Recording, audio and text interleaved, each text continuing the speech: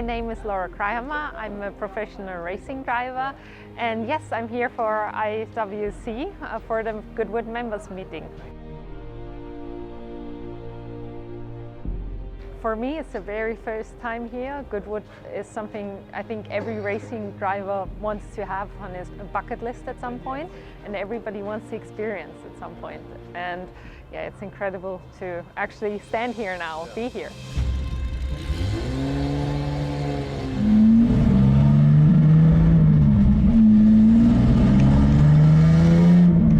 I started off getting great instruction by one of the Goodwood instructors here because I've never been to the track, I've never driven the SL300, so it's been a lot of new things, and we've just had a few laps around the track, got to know some special points, some reference points, and now we're step by step building up to speed.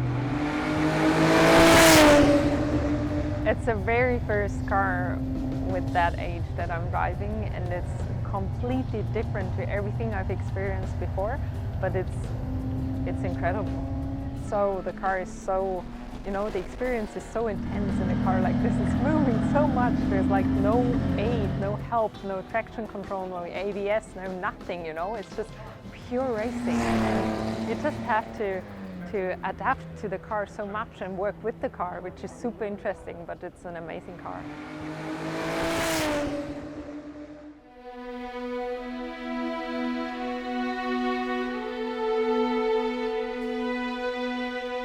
So today's an exciting day. It's a qualifying day, and I'm really looking forward to it. It's a little moisty. The track is a little wet, so I'm not 100% confident driving the car in the wet because I've never experienced it. But I've had some great input from the owner of the car and from DC, who is here to help me. So I'm really looking forward to it.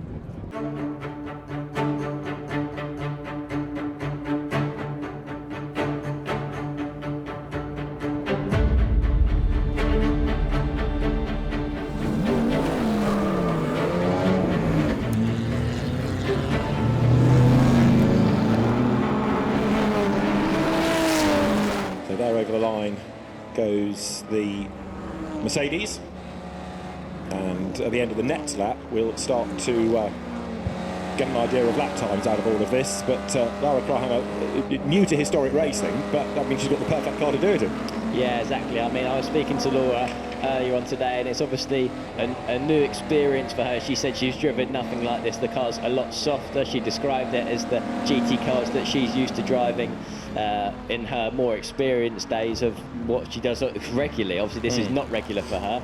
And also, she was slightly concerned about the brakes. She's had a lot of information from a lot of different people, a lot of help and advice, but I think for her she's going to spend these first few laps getting to speed with things, making sure she's settled in the car. There's also another new circuit to learn about as well. Yeah, of course. And I mean, Goodwood's a circuit with many a challenge. I mean, there's not a lot of runoff, and it doesn't really you can't make many mistakes around here, let's put it that way. So it's just about building it up bit by bit for her. Yeah, I mean, the heroics can come in the race, can't they? Bending the car today, no, we don't want any of that. So Laura Kraihamer out on track in this Mercedes-Benz, the 300 SL Gullwing that dates back to 1955 now.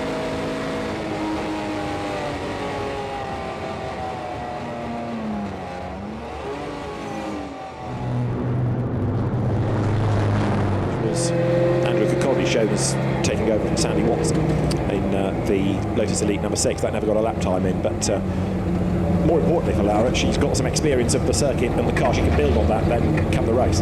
Yeah, for her it was about building that experience, getting used to the car. I think she had a few different things to bed in, like the brakes and stuff, so which were new for that session. So for her, bringing the car back in one piece, more experience under her belt, and hopefully she can use all that in the race coming up tomorrow.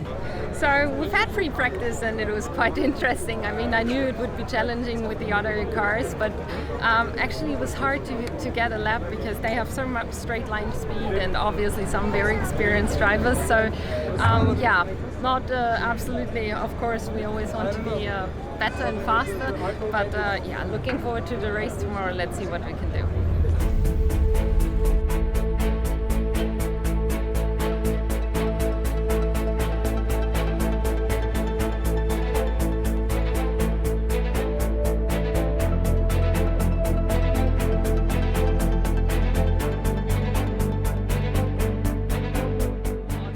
incredibly excited for the race now to start finally. I feel confident as I've got a few more laps in the car now, and I'm really looking forward to the race. I think I share the grid with some incredible cars, some incredible history and technology, and I'm just looking forward to have fun out there, really. I think I'm gonna focus more on, not so much on the rear mirrors anymore like I did yesterday. I'm, just trying to push forward today.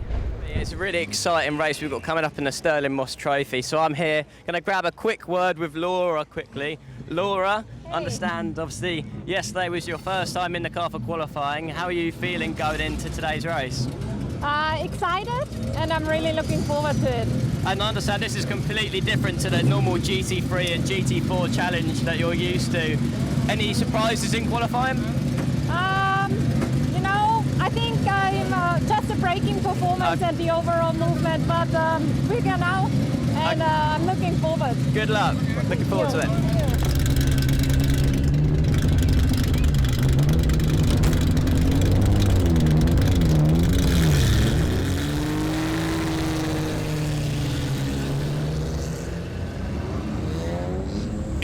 Up to the grid come the cars for the Moss Trophy then, a 17-minute race for closed cockpit GT cars in the spirit of the RAC TT races from 1958 to 1962. The grid is formed, the flag will drop, the Moss Trophy then is go. Good start by Nigel Greensall, not a great start by Ollie Bryant for the middle of the front row.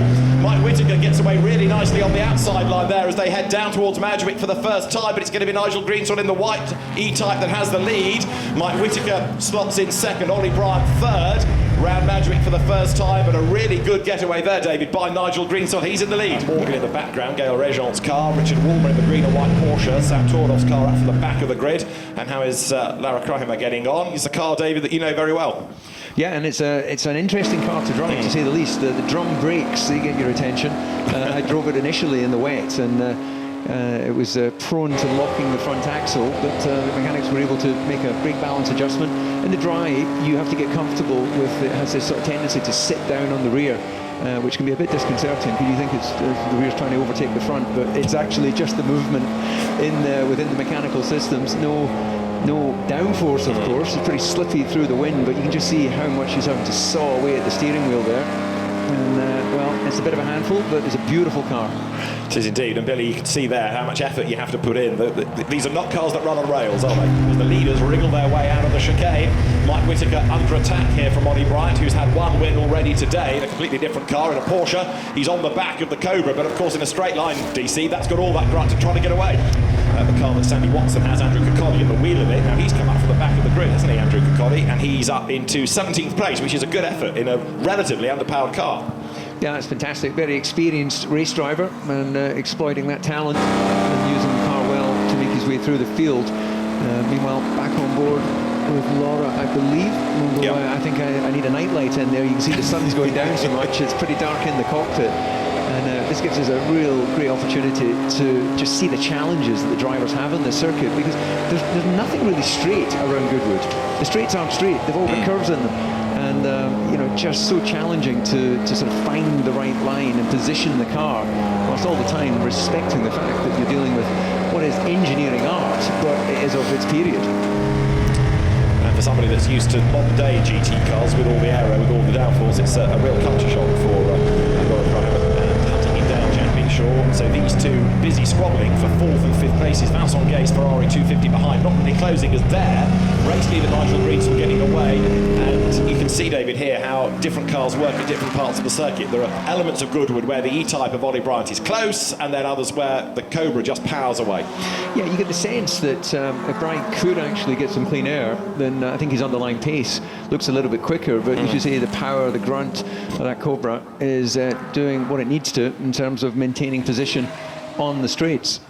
The IWC team looking on as Laura Kraihamer goes through, down in 24th place, but learning about a new car, a new type of racing, a new circuit. It's a pretty steep learning curve, Billy. Yeah, I spoke to her before the race, and I think she was a little bit nervous because obviously Goodwood has its challenges. Like DC said, it's a really tricky circuit, a lot of demands, but she's definitely improving compared to her qualifying times that she set yesterday. As Nigel Greensall comes up to win the Moss Trophy, and he's going to win it in style, isn't he? So Nigel Greensall up towards the checkered flag, Nigel Greensall wins the Moss Trophy, the Jaguar E-Type, clear of Ollie Bryant there, who takes second place. Third goes the way of Mike Whittaker. Billy, that was a great battle between the two, and Ollie Bryant really worked hard for that. But a really good drive by Nigel Greensall. Yes, that battle, David, played into his hands, but even so, it was a well-driven car. He was going to build the lead anyway, I think. Yeah, I think that it was a flawless performance out front. The only downside of that, of course, is you don't get much airtime if you're dominating. So it was a great battle for that second place on the podium. And then a final look inside the Gullwing. Laura will have enjoyed her experience, and hopefully we'll see it again out on track in the IWC car.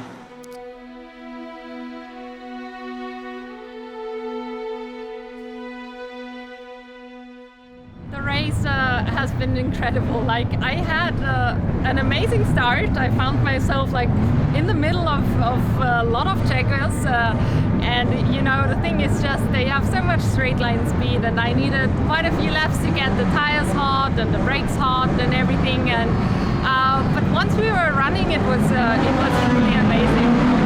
I've seen things, I've met people I never thought I would.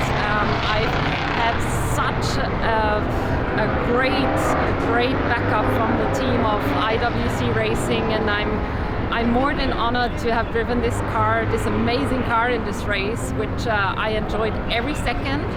I think, you know, being at Goodwood Members Meeting and experiencing all this is something which I'll never forget in my whole life. And I'm so looking forward to maybe joining the family for some future events. Chris and the whole IWC family has been more than supportive, and yeah, and the car has been just freaking amazing.